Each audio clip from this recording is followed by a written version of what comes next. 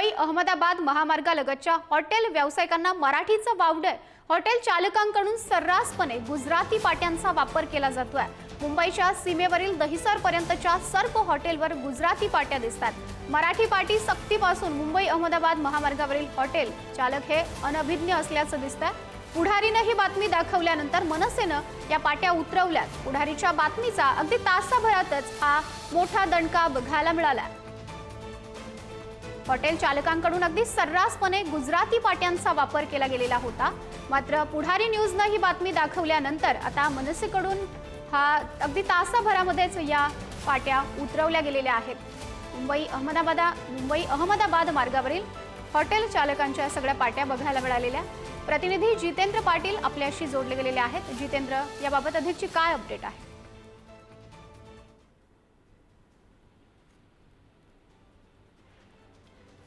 जितेंद्र, आपला आवाज माझा आवाज आपल्यापर्यंत पोहोचतोय?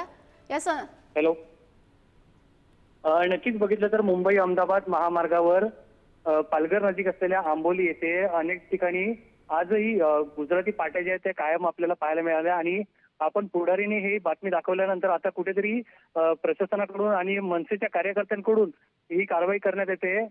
थेट आता ह्या ज्या पाट्या आहेत त्या आता झाकण्यात आलेल्या आहेत। एकंदरीत बघितलं तर पुढारी न्यूजने ही बातमी उचलून धरल्यानंतर आता मनसे सैनिक जे आहेत ते आक्रमक झालेले आहेत आणि मनसे सैनिकांकडूनच आता या गुजराती पाट्या ज्या आहेत ते झाकण्यात आलेल्या आहेत। एकंदरीत बघितलं तर आचार ते जितेंद्र, मी आपल्याला थोडंसं थांबवते, आपण जोडलेले राहत। आपल्या सोबत मनसे नेते अविनाश जाधव जोडले गेलेले आहेत।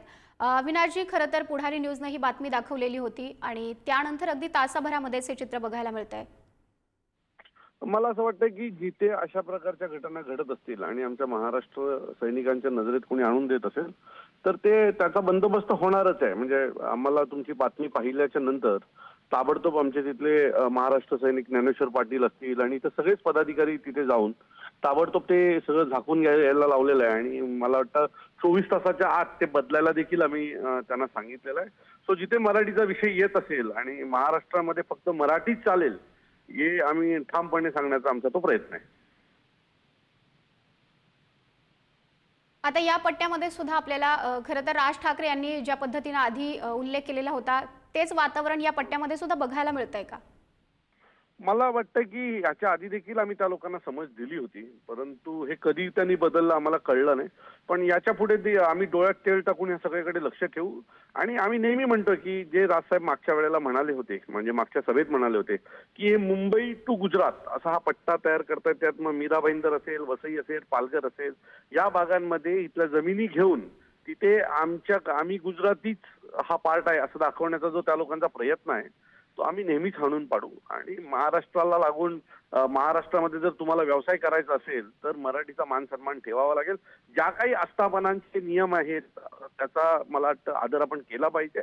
आणि आस्थापनांनी देखील म्हणजे महानगरपालिकेनी पण यांच्यावर कारवाई करायला खरी तर हवी होती। 5,000 रुपये पर डे त्याच्यावर दंड आहे, हे जर एकदा त्यांना पडायला लागलं की बरोबर बदलतील। पण सरकार याच्याकडे लक्ष देत नाहीये, अधिकारी लक्ष देत नाहीयेत आणि त्याच्यामुळे यांची दादागिरी वाढलेली आहे। नक्कीच अविनाशजी, प्रशासन सुद्धा याकडे कुठे कानाडोळा करते असं आपल्याला वाटतंय? हे प्रशासनाचंच काम आहे। खरं तर प्रशासनाने यांच्यावर दंड मारला पाहिजे। कायद्यात नियम आहेत की अशा प्रकारच्या गोष्टी केल्याच्या नंतर यांना 5-5 हजार रुपये प्रत्येक दिवसाचा दंड आहे, परंतु प्रशासन लक्ष द्यायला तयार नाही। त्यांचं काय साथं लोट आहे की कोणाचा दबाव आहे त्यांच्यावर मला माहित नाहीये, पण अशाच कुठल्या तरी गोष्टी असाव्यात म्हणून प्रशासन यांच्याकडे लक्ष देत नाहीये। नक्कीच अविनाशजी, धन्यवाद आपण दिलेल्या या प्रतिक्रियेसाठी।